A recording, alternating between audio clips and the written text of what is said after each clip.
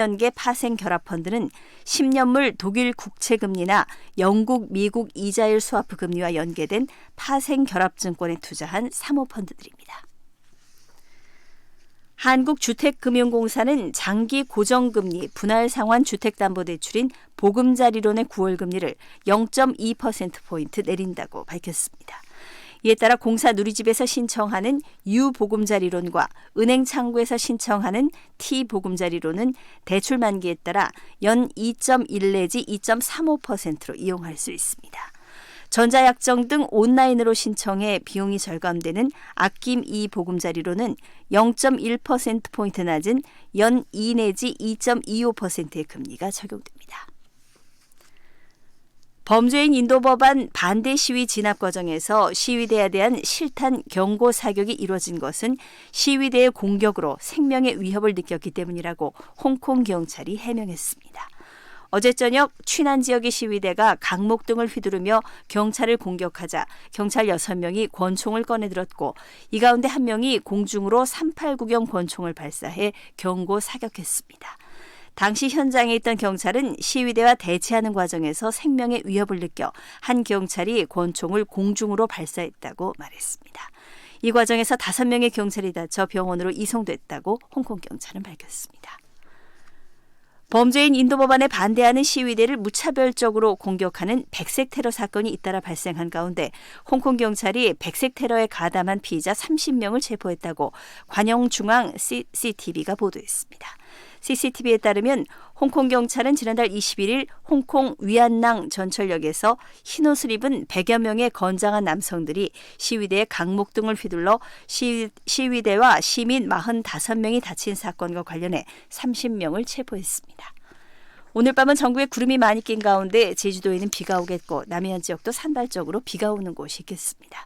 이번 비는 내일 새벽에 전국으로 확대됐다가 중부지방은 아침에, 남부 내륙 지역은 오후에 대부분 그치겠지만 제주도와 남해안 지역은 모레까지 이어질 것으로 보입니다.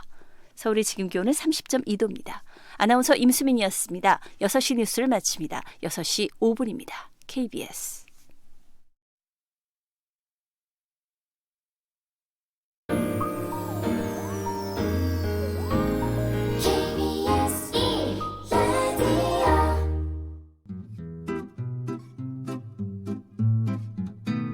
김용민 라이브 애청자 여러분 안녕하십니까?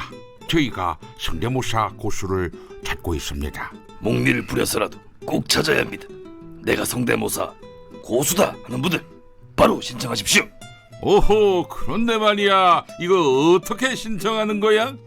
본인이 꼭 도전하겠어. 네, 한국에 숨어있는 성대모사 고수들 카카오톡 플러스 친구에서 김용민 라이브 검색한 다음 그 다음 성대모사 도전이라고 쓴 다음 이름과 전화번호를 남겨주시면 됩니다. 무능하고 부패한 성대모사는 가라. 새롭고 참신한 성대모사 대환영. 추석 특집 성대모사의 숨은 고수를 찾아라. 찰스님도 도전하십니까? 아우, 실망입니다. 저 좀 그만 좀 괴롭히십시오. DJ 펌디스 파리 지금 바로 신청 고고. 사실상 자세한 참여 방법은 김용민 라이브 홈페이지에서 확인하시기 바랍니다. 끝!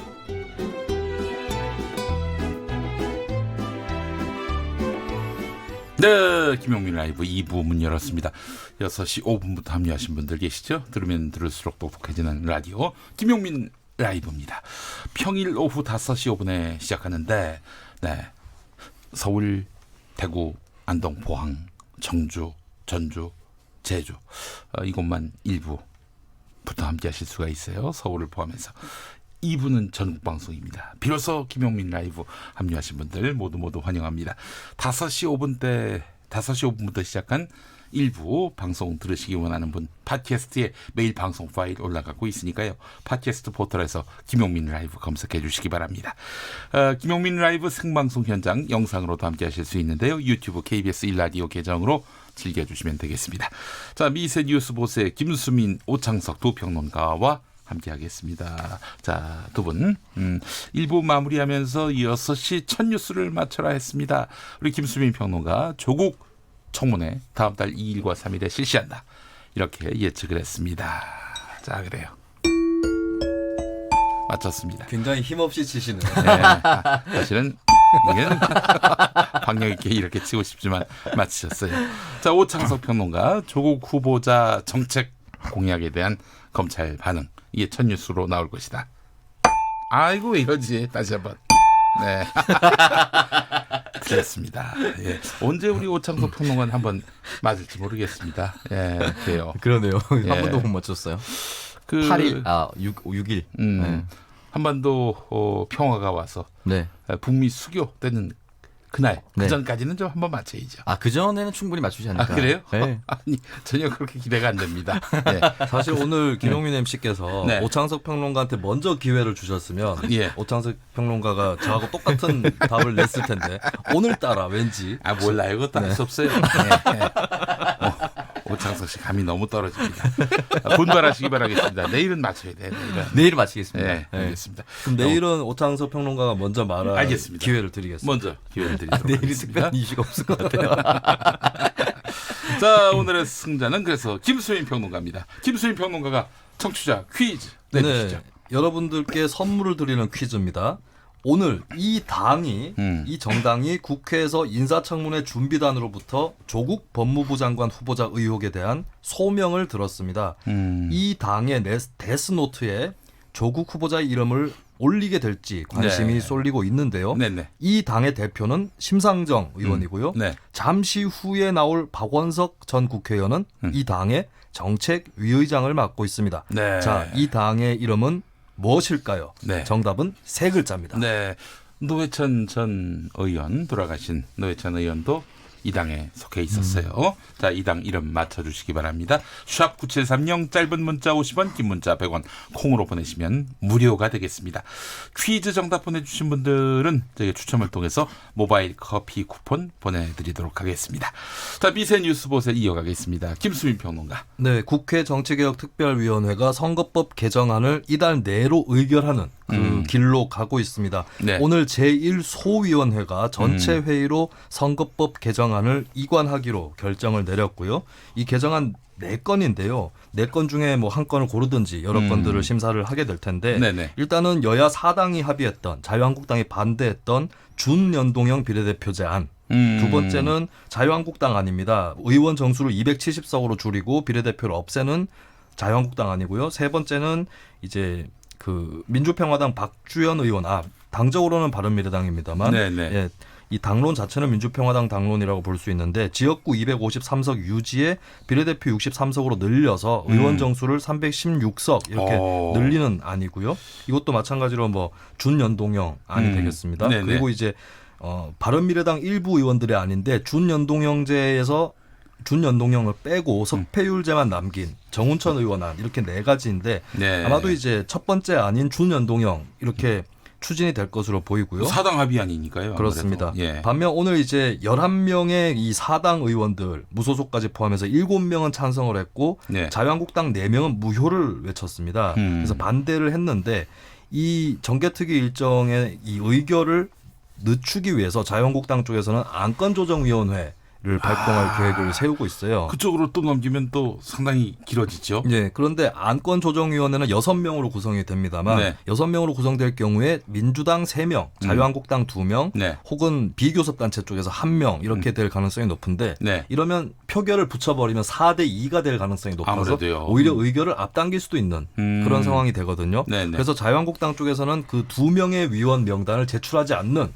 이 지연 작전을 쓸 것으로 보이지만 이 경우에도 홍영표 정개특위 위원장이 직권으로 자꾸 임명을 하지 않으면 내가 그냥 임명해버리겠다 해서 자유한국당 2명의 위원을 임명할 수도 있습니다. 그렇게 하면 이제 통과는 굉장히 유력시 되는 것인데 예. 과연 자유한국당이 순순히 그렇게 이 과정들을 좌시하지만은 않을 것이기 때문에 앞으로 남은 8월 기간 동안에 선거법 개정안이 계속해서 뜨거운 쟁점이 될 것 같습니다. 언제까지를 목표로 해서 지금 민주당에서는 통과를 시키려고 하고 있습니까? 지금 민주당이나 정의당, 바른미래당, 민주평화당 등등에서는 네. 8월 말에 일단 의결을 시켜놓으면 법제사법위원회로 글쎄요. 안이 넘어가거든요. 네. 법제사법위원회에서는 90일이 걸립니다. 최장. 네. 그러면은 12월 연내로는 본회의로 선거법 개정안을 올릴 수 있다라고 네. 보고 그것을 목표로 잡고 있는 거죠.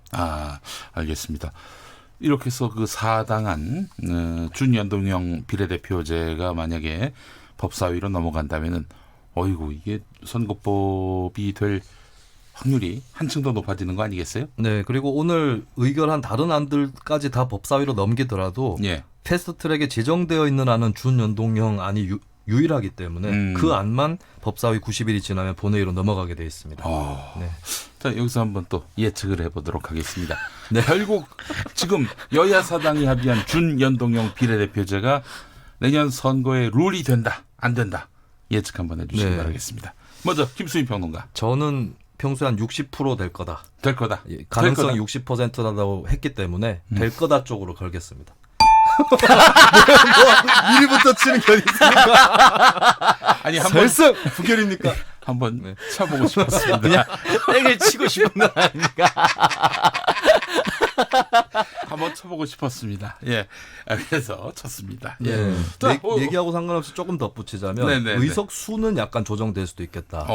네, 지역구 대 비례대표 수의 비율은 지역구 수가 많이 줄면 의원들의 또 반발이 있기 때문에 그거는 좀 변경 가능성이 있지 않을까. 근데 전체적으로는 준연동형 골격으로 갈 거다. 이렇게 예측을 해봅니다. 알겠습니다. 오창석 평론가. 저도 어떻게 보면 큰 틀에서는 지금처럼 가지 않고 조금 다르게 전 여기 나와 있는 316석 또는 330석까지 늘어날 수 있는 의원 정수가 늘어난다. 네, 전 늘어나는 비례대표 확장안이 끝내 채택되지 않을까라는 생각이 좀 듭니다. 알겠습니다. 너도 한번 쳐보고 싶었습니다. 예. 알겠습니다. 자, 조국 후보자 의혹과 관련한 뉴스 다시 한번 또 살펴보겠습니다. 부산대 의학전문대학원에서 오늘 입장을 발표했어요. 네, 조국 후보자 딸 인생 전체의 입시 과정이 지금 전 국민 앞에서 복귀가 되는 과정인 것 같습니다. 네. 그 중에서도 부산대 의학전문대학원에서 의혹이 있던 거에 대해서 하나하나 이제 해명을 했습니다. 네. 일단 첫 번째 내용은 2번 유급에도 불구하고 장학금이 6학기 1,200만 원이 지급된 것은 문제가 아닌가라는 것인데 네. 여기에 대해서는 외부 장학금을 받는 사람은 지정이 되어 있기 때문에 절차상으로는 문제가 전혀 없고 네. 이 장학금 지급은 어디까지나 소천장학회에서 결정한 것이다 라고 이야기했습니다. 네. 두 번째 의혹 같은 경우는 2015년 7월 1일 그러니까 조국 후보자의 딸이 장학금을 받기 직전에 선발 지침이 변경된 것이 아니냐라는 의혹이 있었는데요. 2015년이 아니라 2013년 4월에 이미 의학전문대학원 장학생 선발 지침이 신설돼서 시행이 되고 있었다라고 합니다. 그러니까 네. 입학 2년 전에 시행되어 있었기 때문에 딸 때문에 바꾸었다라는 것은 말이 안 되고 이 내용은 2013년 회의록에 등재가 되어 있다라고 합니다. 네, 알겠습니다. 조국 후보자의 조카에 대한 논란이 또 불거진 모양이죠? 네, 그렇습니다. 조국 후보자 가족이 투자한 사모펀드의 모회사죠. 코링크 프라이빗 에쿼티, 그러니까 코링크 P 이렇게 부르는데요. 예. 이 회사가 또 WFM이라고 하는 회사를 인수했었는데 이 네. 실소유주가 후보자의 오촌 조카라는 그런 의혹이 있었습니다. 근데 여기에 대해서 이제 조 후보자 측이라든지 해당 회사에서는 실질 소유주가 아니다라고 투자와 무관하다라고 해명을 했었는데 네. 한 업계 관계자가 CBS 노컷뉴스와의 인터뷰에서 지난해 9월 조카인 조 씨와 만났고 그때 총괄 대표라는 소개와 함께 명함을 건네받았다라고 하면서 명함을 또 제시를 했습니다. 네. 그리고 이제 투자자들과 함께 WFM 인수 전에 이제 그 투자 유치를 위한 설명회 자리에서도 총괄 대표로 실질적으로 그렇게 행세를 했다라고 하는 증언이 있어서 그렇다면은 2016년 4월부터 2018년 9월까지는 대표였다라고 네. 하는 그런 얘기가 되기 때문에 이 부분이 이제 인사청문회라든지 남아있는 인사검증기관의 쟁점이 될 것으로 보입니다. 아유, 근데 뭐 지금 제기된 의혹만 해도 이게 손으로 꼽기 힘들 정도로 많은데 곧 이틀간 청문회에서 다 그것이 규명될 수 있을지 모르겠어요. 예. 하여간 또 의혹이 하나 추가가 됐네요. 서울대 총학생회가 조국 후보자 사퇴를 촉구했다. 이런 네. 보도도 있죠. 그렇습니다. 지난 주말에 1차 촛불 집회를 서울대에서 진행을 했었는데 이때는 총학이 주도한 것이 아니라 개인 제안이 계기가 돼서 처음 열렸었죠. 근데 이제 학생사회 내에서 총학생회가 입장을 내고 주최를 해야 된다라고 네. 하는 압력, 뭐 압박이라고 여론의 압박이라고 볼 수 있겠죠. 그러다가 이제 서울대에서 총학생회가 공식 입장을 내면서 이 조국 교수가 법무부 장관이 돼서는 안 된다라는 목소리가 커지고 있기 때문에 우리가 그것을 대변하겠다라고 결국 서울대 총학이 그렇게 선언을 했고요. 28일 오후에 2차 촛불 집회를 진행을 할 계획이고 정치적 소비를 배제하기 위해 학생증과 졸업증명서 등을 통해서 학교 구성원임을 확인할 것이다 라고 밝혔습니다. 네. 알겠습니다. 자, 오창석 평론가 다음 소식 뭡니까? 네, 홍콩 경찰이 시위 현장에서 실탄 경고 사격을 했는데요. 여기에 대해서 시위대의 공격으로 생명의 위협을 느꼈다라고 응답을 했습니다. 네. 26일 저녁 7시 45분 무렵이었습니다. 취난 지역에 시위대가 상가 기물을 파손하고 있다는 신고가 경찰에 접수가 됐고요. 당시 시위대는 실제로 그 중국 본토인 출신 소유 상점을 유리와 문을 부수고 있었다라고 합니다. 네. 여기가 시위대에 의해서 테러가 수차례 발생한 곳이라서 경찰 측은 긴장할 수밖에 없었고 출동해서 시위대가 강목 등을 휘두르자 어쩔 수 없이 권총을 꺼내들어서 실탄 경고 사격을 할 수밖에 없었다라고 이야기를 남겼습니다. 다만 현장을 취재를 하고 있었던 기자들에게도 이 권총을 겨눠서 너무 과잉 진압이 아니었냐라는 이야기도 흘러나오고 있습니다. 근데 말이죠. 네. 이 시위대가 우리가 또 그동안 봐왔던 홍콩 시위대는 비폭력을 앞세웠던 시위대인데 갑자기 이렇게 이런 물리력을 동원해 가지고 자신의 주장을 앞세우는 이런 사람들, 이런 사람들이 혹시 진짜 시위대가 아닐 가능성은 없을까 하는 생각도 은근히 들어요. 일종의 유인책일 수도 있다. 그러니까 이제 말하자면은 지금 홍콩의 치안이 엉망이 되고 있다. 이제 경찰이 나서지 않을 수가 없게 됐다. 이런 어떤 명분을 만들기 위해서 동원된 사람들은 아닌지, 말하자면 시위대가 아닌데 시위대인 채 하는 사람들은 아닌지 하는 그런 또 막연한 상상을 해봅니다. 네. 어떻게 보세요? 막연한 상상인 것 같아서 그 부분을 이제 당장에 밝혀낼 수는 없을 테고 그리고 잘못해가지고 현장에서 당신 좀 수상하다 이래버리면 시위하는 사람들끼리 그렇죠. 싸움이 날 수도 있어서 이거는 이제 그래서 시위를 계속해서 좀 대놓고 나서서 주도하는 사람들이 있을 거 아닙니까? 이쪽에 리더십이 중요한 것 같아요. 우리가 폭력을 그렇게 쓰면 빌미를 주게 된다라고 좀 군중들을 설득하는 그런 리더십이 있는지 없는지가 좀 관건이 될 것 같습니다. 광주 민주화운동이나 그 부마 항쟁 때도 이런 사람들이 있었어요. 예. 그 이 시위대로 들어가 가지고 막 폭력을 선동하고 이런 사람들이 있었다. 그런 증언들이 나오고 있는데 말이죠. 참. 이 중국이 그래서 홍콩 시위에 무력을 사용할 수도 있다는 신호가 예사롭지 않게 들립니다. 네, 중국 관영의 신화통신에서 25일자 시론에 이런 글이 실렸는데요. 네. 최근 홍콩에서는 국가 주권과 사회 번영과 안정을 위협하는 폭력 행보들이 만연하고 있다. 네. 이는 홍콩이 침체에 빠질 위험을 가져다 준다라고 했는데 이 조금 특이한 부분은 이제 덩샤오핑의 뜻을 인용을 했습니다. 덩샤오핑 동지의 일국 양제 구상은 통일과 발전을 기반으로 한다면서 생전에 덩샤오핑이 홍콩을 조국으로부터 분리시키려는 세력은 천고의 민족 죄인이라는 오명을 쓰게 될 것이다라고 언급했다. 조국으로부터 분리한다? 네. 조국 후보자로부터 내 몰라라 하고 싶습니다. 이런 농담은 내 몰라라 하고 싶습니다. 그래서 이제 이거 한마디로 얘기해서 홍콩에서 일어난 이 시위대가 천고의 민족 죄인이다 이렇게 읽힐 수 있는 대목이라서 이 관영 신화통신의 언급이 굉장히 위협적으로 느껴지고 있기 때문에 이것이 혹시 무력 개입을 시사한 것이 아니냐 이런 관측이 나오고 있는 거죠. 여러모로 염려가 됩니다. 네, 알겠습니다. 오늘도 함께해 주신 김수민 평론가 그리고 오창석 평론가 두 분 수고하셨습니다. 네, 고맙습니다. 네, 그래요. 라디오 정보센터로 가보겠습니다. 오늘 조진주 씨가 준비하고 있습니다. 국회 법제사법위원회 여야 교섭단체 간사들은 조국 법무장관 후보자에 대한 국회 인사청문회를 9월 2일과 3일 이틀간 실시하기로 합의했습니다. 더불어민주당은 여야 간사합의 수용 여부를 내일 최종 결정하기로 했습니다. 조국 법무부 장관 후보자는 여야가 청문회 일정을 합의한 것과 관련해 국회에서 국민의 대표의 질책을 기꺼이 받겠다며 청문회에서 제기된 의혹에 대해 소상히 밝히겠다고 입장을 내놨습니다. 국회 정치개혁특별위원회에서 논의하고 있는 공직선거법 개정안에 대해 자유한국당이 안건조정제도를 신청했습니다. 안건조정위는 이견을 조정해야 할 안건심사를 위해 제적위원 3분의 1 이상의 요구로 구성되고 90일까지 활동할 수 있습니다. 이낙연 국무총리는 한일 군사정보보호협정 지소미아 종료 발표와 관련해 효력이 발생하는 건 11월로 석 달 가까이 남았다면서 그 안에 일본이 부당한 조치를 원상 복구하면 지소미아 종료를 재검토하는 게 바람직하다고 밝혔습니다. 도널드 트럼프 미국 대통령은 중국이 미국과의 무역 협상에 복귀하고 싶다는 뜻을 전해왔다며 조만간 협상을 시작할 것이고 우리가 합의할 것으로 생각한다고 덧붙였습니다.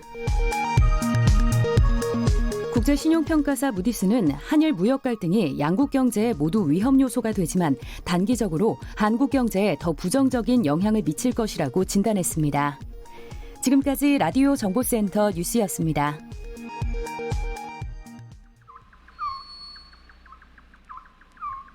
김용민 라이브 오디오 파노라마. 뭐 아무리 손에 쥐어지는 돈이 없었다는 것이 선행 연구자들의 통설이고 또한 우리 국민적인 상식이지만은 그와 다르게 실제로는 이분들이 많은 증언 속에서 일 끝나고 쉬는 나가서 술 마셨다, 음식 사 먹었다, 그리고 때로는 특별위안소라고 하는 조선인 여인들이 있는 곳이 있습니다. 여길 출입했다, 아니면 도박을 했다, 이런 증언들이 많이 있습니다.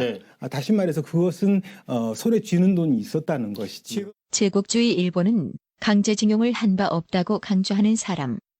이의연, 낙성대 경제연구소장. 이 연구소 이사장은 최근 반일 종족주의란 책으로 무리를 빚고 있는 이영훈 전 서울대 교수. 그는 전쟁 시기 조선인 노동자들에게 징용은 로망이었다고 큰소리. 다시 말해서 1945년까지도 언제나 그래왔듯이 일본은 그 당시 조선 젊은이들에게는 하나의 로망이었습니다. 설사 징용을 간다 하더라도 가서 도망가서 자기가 가고 싶은 데 갔던 겁니다. 강제징용은 없었다. 자발적이고 합법적인 취업이었다는 주장도. 강제 연행이라는 역사 왜곡은 한국의 반일 민족주의를 만들어내는 데서 매우 중요한 역할을 했습니다.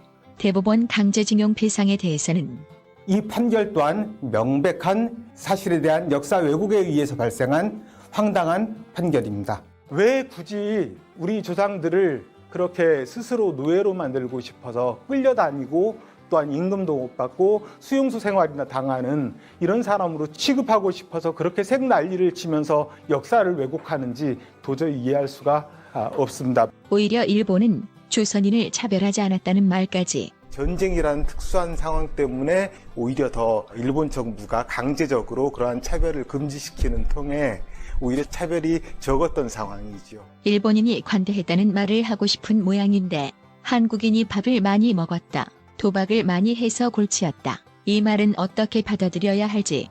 밥을 조금 줬다. 일본인들하고 똑같이 주는데 한국인들은 많이 먹어요. 그러니까 배가 고팠어요. 또 당시에 일본 기업가들에게 가장 어려운 문제는 조선인들의 도박의 습관이었습니다. 왜냐하면 도박을 하게 되면 그 다음날 일을 못 하거든요. 그 이야기는 무슨 이야기냐면은 도박을 할 만큼 그렇게 자유로웠다는 거지요. 이의연 낙성대 경제연구소장 관련 YTN 보도. 일제 식민지 지배의 합법성을 강조하는 반일 종족주의라는 책의 공동저자인 이의연 씨가 지난달 유엔 인권이사회에 직접 나가 강제 동원은 없었다고 발표해 논란이 일었습니다. 그런데 발언자 명단을 보면 이 씨는 없습니다. 애초 이 씨 순서인 15번째 발언자는 국제경력지원협회 ICSA라는 단체 소속의 한 일본인 슈니치 후지키입니다. 그러면서 이 씨에게 유엔에 가자고 제안한 건 자신이라고 말했습니다. 스위스 제네바 왕복 항공료와 5박 6일 체류 비용도 모두 부담한 것으로 확인됐습니다. 일본 극우단체가 한국 학자의 유엔 발언을 기획하고 비용까지 댄 셈입니다. 일본 극우 세력의 돈을 받고 가서 강제징용은 없었다던 이의연 소장. 떳떳하다고 강변 중. 저는 극우단체건 국자단체건 역사적인 사실, 제가 알고 있는 역사적인 사실을 공유하고 그것을 알리는 사람이라고 한다면은 앞으로도 계속 그와 같은 같은 활동이라도 계속 할 것입니다. 그대여 그대여 그대여 그대여 그대여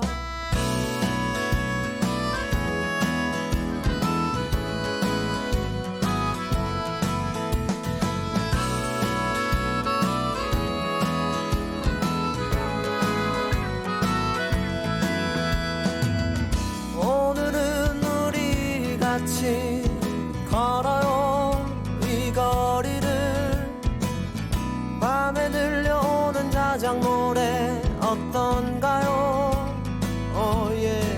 몰랐던 그대와 단둘이 손잡고 알 수 없는 이 떨림과 둘이 걸어요 봄바람이 날리며 흩날리는 벚꽃잎이 울려 퍼질 이 거리를 둘이 걸어요 봄바람이 날리며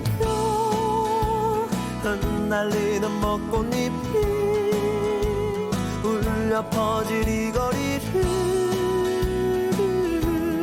둘이 걸어요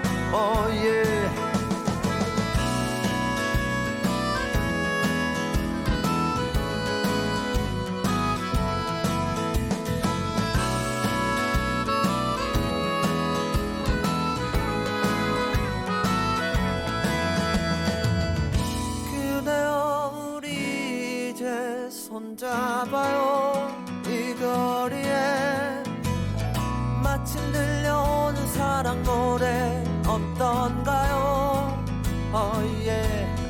사랑하는 그대와 단둘이 손잡고 알 수 없는 이 거리를 둘이 걸어요 봄바람이 날리며 흩날리는 벚꽃잎이 울려 퍼질 이 거리를 둘이 걸어요 봄바람이 날리며 흩날리는 벚꽃잎이 울려 퍼질 이 거리를 둘이 걸어요 네, 버스커의 벚꽃 엔딩 함께 들으셨습니다. 벚꽃 하니까 말이죠. 정선태 교수가 번역한 책 사쿠라진다. 이 책이 갑자기 생각이 납니다. 네, 김미선님, 우리도 사쿠라진다 책 다 읽어서 일본을 알아야 할 것 같습니다. 이렇게 말씀해 주셨습니다. 예. 자, 달빛님, 서울대 이영훈은 괜찮고 조국은 안 되고 이런 말씀을 하셨습니다. 알 듯 모를 듯한 말씀하셨어요. 예. 자, 퀴즈 정답은 정의당이었습니다. 정의당. 잠시 후에 또 정의당 박원석 전 의원과도 함께 할 텐데 정답 보내주신 분들 많이 계실까요? 자, 만나보겠습니다. 김성원님, 정희당. 북토커님, 정의봉. 자, 그리고 3091번 쓰시는 분 정의당. 청문회가 결정돼서 다행입니다. 맞히셨어요. 9968번 쓰시는 분 민주정의당. 민주정의당은 자, 전두환 씨의 민주정의당이죠. 자, 1206번 쓰시는 분 정답 정의당입니다. 정의로운 사회가 돼야 할 텐데 요즘 정의란 말이 무색하게 느껴집니다. 라고 하셨고요. 6726번 쓰시는 분 정의당입니다. 주부입니다. 이 방송 들으면서 저녁 준비하는 그런 시간인데요. 매일 들어서 정치에 관심이 많아지면서 아이들과 이야기할 때 한 목소리 합니다. 아이고 감사합니다. 고맙습니다. 양재근님, 그동안 KBS 쿨 FM 즐겨 듣다가 넘어왔습니다. 기왕이면 딴 방송에서 넘어오시지. 같은 KBS 채널에서. 예. 하여튼 감사합니다. 네, 정치 모르는 정알못이었는데 이 방송을 통해서 문해력 높일게요. 감사합니다. 라고 하셨어요. 그러면서 정답 정의당 보내주셨고요. 자, 그래요. 정의당 맞히신 분들은, 정의당 못 맞히신 분들은, 네, 5276번 쓰시는 분 순천 개인택시 정철용입니다. 김용민 라이브 평일에는 무조건 청취합니다. 아이고 정의당 퀴즈 정답 또 보내주셨네요. 예, 맞히신 걸로 저희가 인정하겠습니다. 닉네임이 점입니다. 조국 청문회 끝나면은 조국 후보자에 대해서 열을 올린 야당 의원들, 특히 사학에 연루된 의원들 전수조사해야 하지 않을까 싶습니다라고 하셨고요. K74168361 이 닉네임 쓰시는 분, 늘 퇴근 운전하면서 들으니 댓글 참여하기가 힘들었는데 때마침 신호에 걸렸습니다. 여기 충청북도 청주인데 잘 듣고 있습니다. 파이팅요라고 해주셨습니다. 아이고 모두 감사합니다. 정답 맞히신 분들 중에 일부 추첨해서 저희가 모바일 커피 쿠폰 보내드리도록 하겠습니다. 교통정보센터 잠깐 다녀올까요? 오수미 씨가 준비하고 있습니다. 네, 이 시각 교통정보입니다. 퇴근길 사고까지 겹쳐 혼잡한데요. 남해고속도로 순천 방면 7원 분기점 1차로에서 화물차 관련한 사고가 발생했습니다. 여파로 창원 1터널부터 7원까지 5km 구간에서 속도를 못 냅니다. 반대 부산 가는 길로는 교통량이 많아 7원 분기점에서 하만 2터널, 대저 분기점을 지나 덕천까지 밀립니다. 경부고속도로 부산 방면은 대전터널에서 비룡 분기점까지 더디게 움직이고요. 또 구서에서도 정체입니다. 반대 서울 쪽으로는 주감 휴게소 부근에서 3차로를 막고 도로 위에 떨어진 장애물을 처리하고 있습니다. 조심히 지나셔야겠고요. 이후 경기권인 오산과 수원, 판교 일대까지 막히고 다시 양재에서 반포까지도 7km 밀립니다. 서울 외곽고속도로 판교에서 구리 방면, 판교 분기점 부근 4차로에 고장난 화물차가 서 있습니다. 처리 작업에 여파가 더해져 판교 분기점부터 성남까지 속도 내기가 어렵고요. 이후 광암터널에서 상일까지도 정체입니다. 지금까지 KBS 교통정보센터였습니다.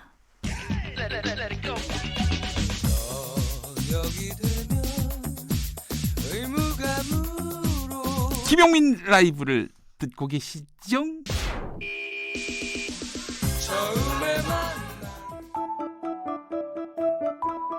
대한민국 헌법 제1조 2항 대한민국의 주권은 국민에게 있고 모든 권력은 국민으로부터 나온다. 권력의 중심인 국민의 뜻이 궁금하다면 국민에게 물어보라. 민심으로 읽는 정치 이야기 여론의 눈동자. 여론조사로 읽는 본격 정치 토크 용호 쌍박 모셨습니다. 박시영 윈지코리아 컨설팅 대표 어서 오십시오. 네, 반갑습니다. 박시영입니다.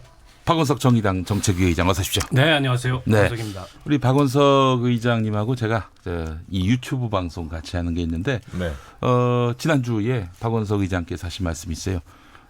이 조국 후보자에 대한 질문안, 정의당 차원에서의 질문안을 내가 작성했다. 보냈다라고 했고요. 오늘 그 답이 왔어요.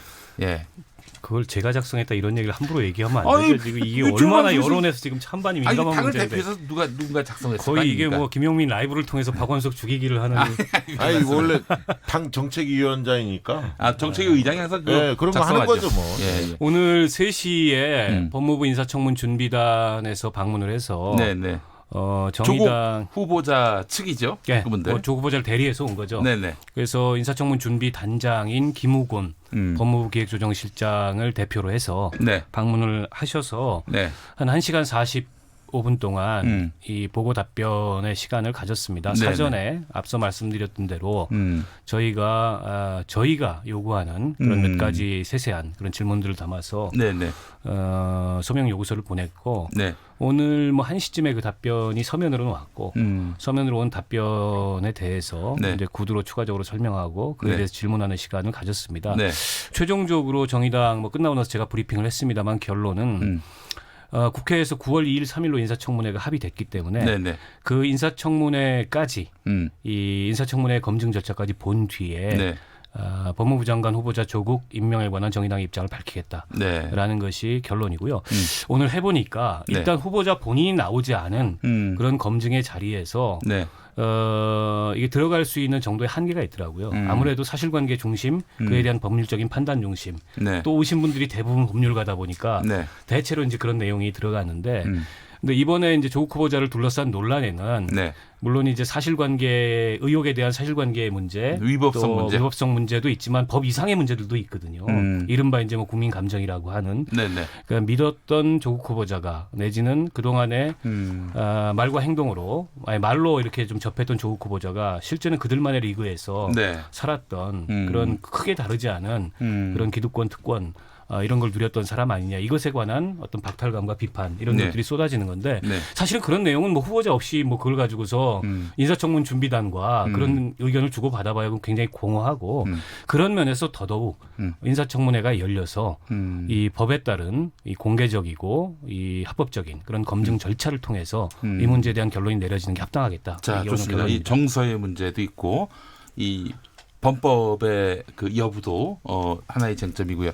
적어도 그 법률가들이 왔으면은 범법과 관련한 그런 의혹들, 그 의혹에 대해서는 확실한 그 소명을 하지 않았겠나 하는 생각이 드는데요. 뭐 꼭 그렇진 않아요. 왜냐하면 그건 법무부의 소명이고 주장인 것이고 그에 대해서 뭐 수사가 아니면 근접하기 어려운 예를 들어서 펀드의 조성 목적과 그 투자 과정에 있어서의 어떤 뭐 의도와 관련된 내지는 그 합법성과 관련된 이런 것들은 실제 뭐 법무부에서 온 분도 이게 뭐 수사가 아니고서는 더 이상 뭘 우리가 사실 규명하는 게 그렇다고 수사를 할 권한은 없잖아요. 인사청문 준비단. 그렇게 얘기하면 청문회 때도 수사가 전제되지 않으면 아니 그래서 이제 법무부 준비단 얘기는 고발했잖냐 지켜보면 된다 그거는 뭐 이런 입장이어서 그런 부분도 있고 수사가 아니고선 밝히기 어려운 부분도 있고 또 웅동학원의 많은 소송을 둘러싼 문제들도 이게 굉장히 과거의 일이에요. 그런데다가 그래서 돈의 흐름이 어떻게 돌아서 이게 최종적으로 간 거냐 그 과정에서 충분히 합법적이냐 이것도 오늘 소명만으로는 뭐 100% 확신하기 어렵습니다. 그런 점들은 청문회 과정에서 아무래도 이제 청문위원들은 권한이 있잖아요. 자료를 더 깊이 볼 수 있고 법률적인 유권 해석을 의뢰할 권한도 있고 그런 것들을 보면서 판단해야 될 것 같아요. 그 법사위가 결국에는 법무부 장관 후보자 청문을 할 텐데 정의당에서는 법사위원이 없어요. 그게 이제 저희의 가장 큰 맹점이고 그런데 자꾸 요구를 받으니까 왜냐하면 정의당이 아니다 싶으면은 그 후보자는 반드시 낙마하게 된다. 데스노트라고 해서 데스노트 논란이 있어요. 그동안에 이제 국민 눈높이와 부합했던 정의당의 판단 기준이 있어서 저희가 자꾸 요구를 받으니까 오늘 같은 자리를 마련한 겁니다. 네, 알겠습니다. 자, 그래요. 그 조국 후보자가 법무부 장관에 임명되는 것이 적합하다, 적합하지 않다. 이런 여론조사 결과가 있죠, 박지영 대표님. 네, 그렇습니다. 뭐 여러 개 쏟아졌는데 KBS에서 조사한 걸 먼저 말씀드릴게요. 한국 리서치에 의뢰한 조사인데 부적합하다 이게 48%, 적합하다 18%, 판단을 유보한다 아직은 잘 모르겠다 34%로 조사가 됐고요. 지난주에 한 일주 전 정도에 뭐 조사했던 거하고는 상당히 차이가 나타난 것으로 이렇게 결과 나왔습니다. 한국 리서치가 조사한 것이고 전국 만 19살 이상 성인 남녀 1,006명을 대상으로 조사했고 8월 15일부터 16일까지 조사를 한 건데 웹조사예요. 이 웹조사는 어떻게 하는 겁니까? 웹조사는 한국 리서치가 한 50만 정도 패널을 가지고 있습니다. 그 패널 중에서 이런 조사에 응할 사람들을 쭉 모집을 합니다. 문자 같은 거 뿌려갖고요. 링크를 타고 들어와서 성, 연령, 지역 할당 비례를 해서 거기에 따라서 이제 조사하는 방식인데요. 이 조사 방식을 두고 논란이 좀 있는 것 같더라고요. 논란이 좀 있었죠. 왜냐하면 리얼미터 권수정 실장이 공개적으로 좀 반박을 하다 보니까 어떤 조사 방식이 정확하냐 뭐 이런 논란이 있었는데요. 실질적으로 이제 선관위에서는 열심히 규정이 뭐냐면 선거 여론조사는 정당 지지도가 들어간 조사를 선거 여론조사로 본다. 이 규정이 있고요. 그다음에 이제 그 RDD 방식 무작위로 추출을 해야지 패널 조사는 적합하지 않다. 임의적이다. 이렇게 이제 보고 있습니다. 다만 이 한국 리서치는 정당 지지도가 들어가 있지 않거든요. 그래서 현안 조사는 할 수 있습니다. 공표도 가능합니다. 그런데 실질적으로 이제 이런 겁니다. 웹조사는 실질적으로 선진국에서 보편적으로 하고 있는 조사고 그 흐름이 강화되는 추세입니다. 그래서 웹조사가 무조건 틀렸다 이렇게 주장하기는 적절치 않고요. 다만 이제 웹조사를 하다 보면 동일 응답자가 계속 응답할 가능성도 있고 또 이제 자영업 비중이 덜 잡히고 예. 화이트 칼라가 과다 표집되는 경향들이 있기 때문에 추후에 이거는 이제 선관위 여심위까지 포함해서 네네. 웹조사가 정확한지 이런 부분들을 좀 학술적으로 진지하게 좀 검토할 필요는 있어 보입니다. 네. 저는 지금 우리가 얘기 나눈 이 조사 결과에서 제일 의미 있어 보이는 수치가 반대 48%, 뭐 찬성 18%도 있지만 답변을 유보한 그 판단 유보 34%. 예, 이게 굉장히 저는 유의미하게 봤어요. 예, 그 얘기는 뭐냐면 청문회까지 봐야 된다. 네. 이 여론이거든요. 네. 그래서 아마 이제 청문회 결과를 더 거치고 나면 그렇게 유보했던 여론도 어느 정도 그 찬반이 형성되지 않을까 알겠습니다. 싶고 예. 또 어떤 다른 조사에서는 무려 반대가 60%에 달했지만 그 조사의 다른 설문 항목 청문회를 개최해야 된다고 개최해서 네. 시시비비를 가려야 되느냐. 51.6%예요. 다수가 찬성을 해요. 예, 51.6%. 516. 네, 예. 그런 면에서 봤을 때 지금 종합적으로 국민의 의견은 어쨌든 법에 이 정해진 절차를 거쳐서 판단하자. 마음에 안 든다. 그러나 청문회 일단 판단하자. 거쳐서 판단하자. 이런 봅니다. 입장으로 요약이 되는데 그렇습니다. 이게 지금 불법 그 사안과 의혹 사항이 막 뒤섞여 있어요. 네. 가짜 뉴스 너무 많고요. 네. 그래서 사실 이제 민주당 쪽은 그런 주장을 합니다. 불법 정황이 정확하게 드러난 게 없다. 의혹 제기는 많지만 그리고 후보자가 관여한 게 있냐. 그리고 청와대 7대 배제 기준에 포함된 게 있냐 이렇게 주장하는데 아까 이제 박원석 정치위원장께서 말씀하셨듯이 이게 국민정서법이라는 게 존재하기 때문에 네. 근데 이제 그 국민정서법이 작동하는 기재에는 너무나 많은 사실은 가짜뉴스들이 뒤섞여 있다는 거예요. 이게 15일 동안 무려 3만 건이 넘은 기사가 쏟아졌다는 거 아닙니까? 네. 과거 노무현 대통령 논두령 시기에 네. 그 사건 때도 한 보름 사이에 3만 건 넘게 기사가 쏟아졌다는 건데 그러니까 거의 융단 폭격을 가한 거거든요. 그중에 네. 상당수가 사실 가짜뉴스입니다. 오늘 부산대 의전원이 발표하지 않았습니까? 네. 불법 정황은 없었다. 자금금 주는 문제, 유급 문제와 관련해서 문제될 건 소지가 없었다. 이렇게 발표했거든요. 네네. 그러니까 이제 빨리 고려대도 예. 입시 전형에 있어서 자기들 자체 조사를 했는데 네. 결과를 아직 발표를 안 하고 있는데 빨리 발표해야죠.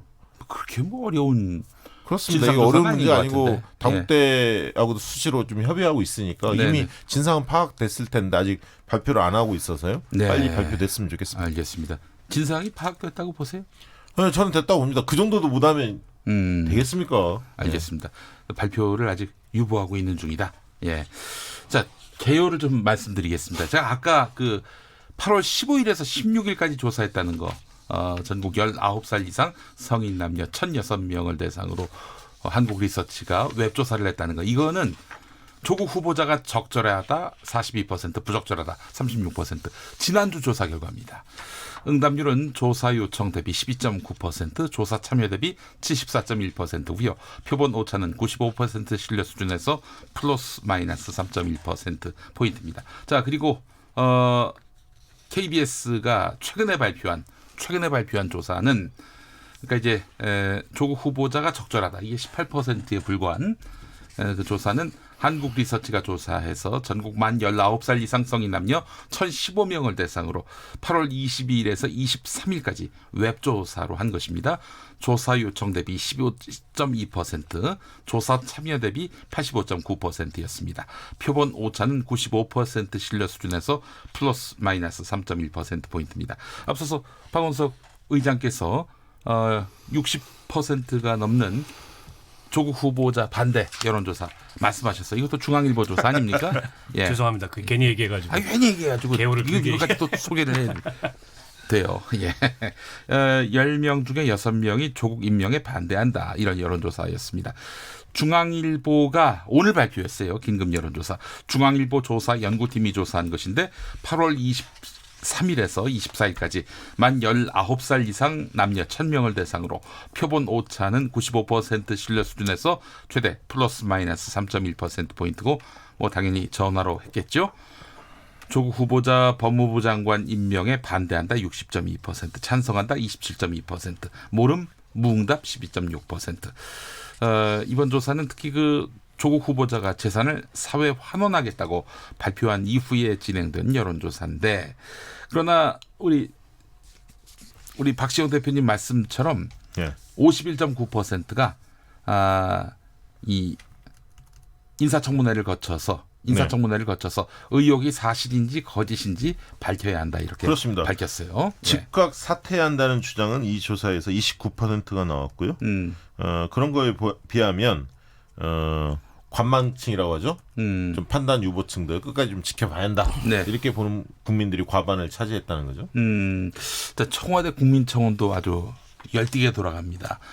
조국 법무부 장관 후보자에 대한 임명 찬성이 35만을 넘어선 걸로 알고 있고요.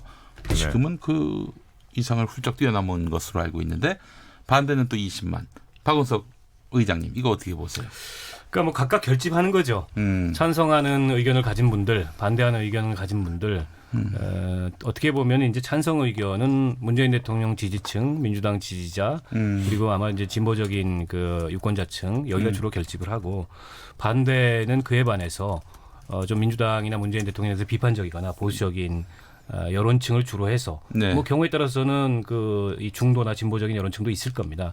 각각 결집하는데 이 양자 사이의 그 청원인 수의 차이는 뭐 큰 의미는 없는 것 같아요. 어느 쪽이 더 강하게 결집을 하고 있느냐, 어느 쪽의 위기감이 크냐, 뭐 이런 걸 반영하는 게 아닌가 싶은데요. 근데 이제 다만 청와대가 이거에 대해서 답변을 해야 되는데 둘 다 답변해야 돼요. 내일 모레 인사청문회를 앞두고 여기에 대해서 어떤 답변을 하는 것이 어떻게 답변을 해도 별로 적절치는 않을 것 같아서 이게 뭐 사실 답변을 듣고 들으려고 이렇게 저는 청원하는 건 인사청문 아니죠. 이전에는 답변하지 않을 것 같고 그러면 답변하는 것이 바람직하지도 않습니다.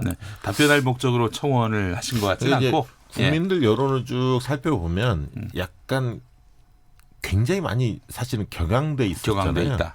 그러다가 이제 조금은 차분하게 좀 바라보는 것 같아요.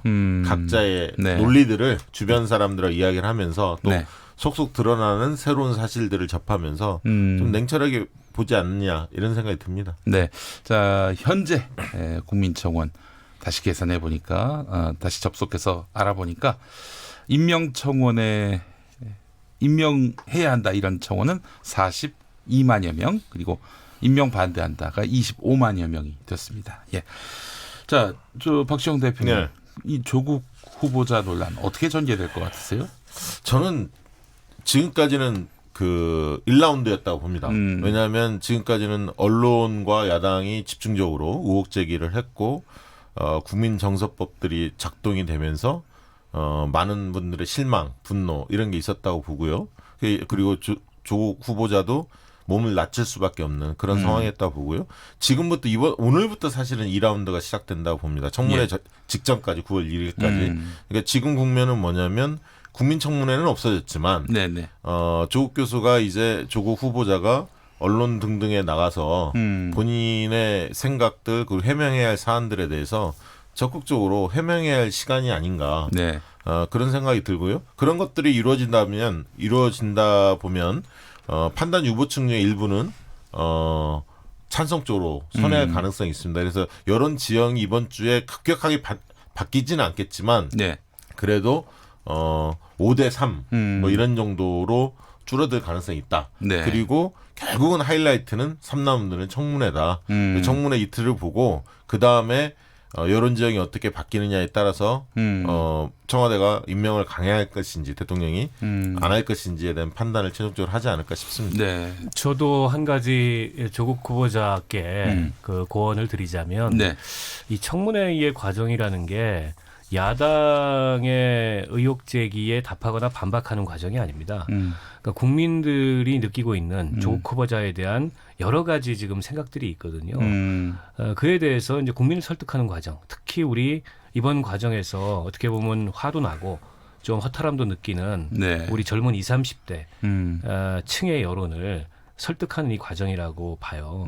기본적으로 뭐 몸을 낮춰야 되는 건 당연하고 최근 들어서 뭐 조국 후보자가 거듭 이제 송구하다는 표현을 써서 사과의 뜻을 표현하고 또 재산도 헌납하고 사학재단 운영에서 손 떼고 이런 여러 가지 가시적 조치들을 하고 있지만 그런 조치들이 과연 이렇게 좀 이 과정에서 뭔가 실망하고 화난 민심을 얼마나 돌렸는지 지금 확인이 안 되거든요. 때문에 이번 청문회의 의미를 그런 의미를 두고 준비를 하는 것이 필요하겠다. 아울러서 법무부 장관의 법적인 정당성을 강변하기보다는 뭐 그것도 일부겠죠. 네. 근데 그것만으로는 아마 국민을 설득하기 어려울 거다라는 점 말씀드리고 싶고 그리고 법무부 장관으로서의 일종의 정책적인 소신과 비전도 소홀히 할 수 없는 부분이라고 생각해요. 예, 예. 그러니까 조국 후보자의 그동안의 그 학자로서 혹은 이제 또 민정수석으로서 살아왔던 그 과정에 대해서 일반적인 신뢰는 있지만 검찰 개혁이라든지 법무부 탈검찰화라든지 또 법원 개혁이라든지 여기 정책적 쟁점들이 굉장히 많은 영역입니다. 네. 그러니까 청문회에서 이런 부분도 충분히 저는 논의가 돼야 되고 조국 후보자도 그에 대해서 네. 충분히 준비할 필요가 있다 말씀드립니다. 하나만 딱 말씀드리면 아울러 좀 가짜 뉴스를 의도적으로 언론에 기사를 쓴 분들 있지 않습니까? 네네. 이분들도 새로운 사실들이 명확하게 밝혀지면 반성하는 좀 내용들이 뭔가 후속 보도로 나왔으면 좋겠어요. 그리고 국민들이 그 부분들에 대해서 질타해야 합니다. 방치한다고 봅니다. 굉장히 어려운 주문을 하시네요. 그게 될 거라고 보세요? 정의당이 그런 문제 앞장서 주세요. 아니 우리나라 언론이 뭐 안 되면 다 정의당한테 앞장서. 우리나라 아니 청문회도 하셨잖아요 오늘.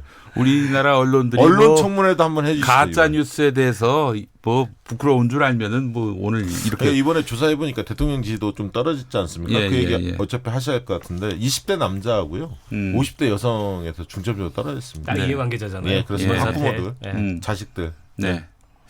자 그래요. 그 지금 야당 쪽에서는 정의당을 뺀 야당 쪽에서는 조국 후보자를 임명하면은 레임덕이 시작될 것이다. 이렇게들 얘기합니다. 개별 의원들이 어떻게 보세요? 사실은 이번 주 조사 중에서 사실은 대통령 지지도나 민주당 지지도보다는 한국당 지지도가 어떨까? 이게 사실은 관전 포인트였습니다. 그런데 지난주에 비해서 리얼미터 조사를 보면 한국당이 불과 0.몇 프로 0.8% 올랐군요. 0.8%포인트 올랐으니까 거의 변동이 없다는 겁니다. 그러니까 대통령 지지도하고 민주당 지지는 빠졌는데 한국당 지지도 거의 안 올랐거든요. 그러니까 이 지점이 굉장히 중요한데 때문에 네임덕이라는 말을 함부로 지금 쓰기에는 굉장히 무리가 있다. 저는 그렇게 봅니다. 그러니까 저는 한국당을 포함해서 저희 정의당을 제외한 나머지 야당들이 잘 알아야 될 사실이 조국 후보자에 대해서 비판적이거나 문 대통령의 국정 운영에 좀 실망한다 그래서 지금 그 보수 야당들을 지지하는 게 아닙니다. 여론이. 때문에 조국 후보자를 수단 방법 안 가리고 낙마시켜야 되겠다. 이런 다소 이제 광기 어린 그런 집착이 꼭 국민을 설득하는 게 아니에요. 그러려면 합리적인 근거를 대야 되고 그리고 그 근거에 기초해서 국민을 설득하는 과정이어야 되죠. 무조건 센 말로 이 조국을 천하의 무슨 뭐 몹쓸 사람으로 만드는 게 정치를 잘하는 게 아니고 그런 면에서 저는 자유한국당이나 다른 이제 뭐 바른미래당이라든지 보수 정당들이 과연 얼마나 이 과정에서 국민을 설득하는 데 성공하고 있는지 생각해봐야 될 겁니다. 알겠습니다. 지난 주말에 자유한국당 장외 집회가 있었습니다. 네네. 장외 집회는 사실 이제 지지율을 부양하기 위한 그런 목적도 분명히 있을 텐데 어떻습니까? 뭐 지금 정당 지지율 리얼미터 조사를 보면은 지난주에 비해서 0.8%포인트 정도 오른 셈인데 장외 집회가 지난주 토요일 날 했고요. 이 조사는 월요일부터 금요일까지 했기 때문에 반영은 안 됐습니다. 다만 오늘부터 뭐 여론조사가 또 리얼미터를 1일 조사를 하는데 그 조사 결과를 보면 한국당이 그렇게 좋은 느낌은 아닙니다. 결과를 저는 봤습니다만 또 얘기하면 구체적 수치를 얘기하면 개요까지 다 읽어야 하니까 생략하기로 하고요. 어쨌든 그래서 장애 집회에 대해서는 곱지 않은 시선 분명히 국민들 가지고 있고요. 요즘에 이제 자유한국당 하는 게 총선을 앞두고 통합과 관련된 화두를 던졌습니다. 안철수 불러내고 막 이런 거 하지 않습니까? 근데 이제 내부 혁신들에 대한 노력 없이 몸집 불리기만 자꾸 하고 있기 때문에 과연 묻지마 반문연대가 국민들한테 얼마나 기대감을 불러일으킬지 저는 조금 회의적으로 보여집니다. 네, 알겠습니다. 대통령 국정 수행 긍정평가가 46.2%로요. 지난주에 비해서 3.2%포인트 빠졌고요. 부정평가는 50.4%로 지난주 대비 4.1%포인트가 올랐고요. 정당 지지도는 민주당이 38.3, 2.3%포인트 빠졌고요. 한국당은 30.2, 0.8%포인트 올랐습니다. 알겠습니다. 정의당 기타 등등은 생략하도록 하겠습니다. 자, 왜냐하면 이 개요를 또 소개해야 되기 때문에. 대통령 국정수행평가는 리얼미터 조사였습니다. 19살 이상 유권자 2,512명이 응답을 완료했고 8월 19일부터 23일까지 했고요.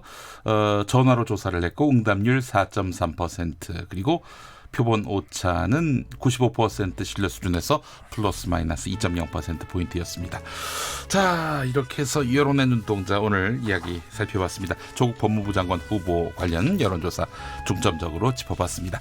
박원석 의장님, 박시영 대표님 수고하셨습니다. 고맙습니다. 수고하셨습니다. 김용민 라이브 오늘 순서 마치겠습니다. 내일 5시 5분에 돌아옵니다. 좋은 저녁 보내십시오. 당신이 대한민국입니다.